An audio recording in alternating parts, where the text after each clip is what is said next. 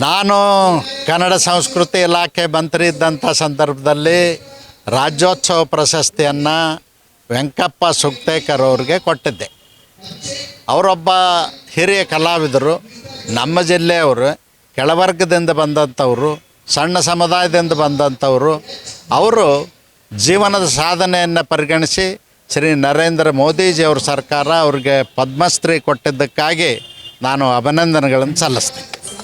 ನಾನು ಕನ್ನಡ ಸಂಸ್ಕೃತಿ ಇಲಾಖೆ ಮಂತ್ರಿ ಇದ್ದಂಥ ಸಂದರ್ಭದಲ್ಲಿ ರಾಜ್ಯೋತ್ಸವ ಪ್ರಶಸ್ತಿಯನ್ನು ವೆಂಕಪ್ಪ ಸುಕ್ತೇಕರ್ ಅವ್ರಿಗೆ ಕೊಟ್ಟಿದ್ದೆ. ಅವರೊಬ್ಬ ಹಿರಿಯ ಕಲಾವಿದರು, ನಮ್ಮ ಜಿಲ್ಲೆಯವರು, ಕೆಳವರ್ಗದಿಂದ ಬಂದಂಥವರು, ಸಣ್ಣ ಸಮುದಾಯದಿಂದ ಬಂದಂಥವರು.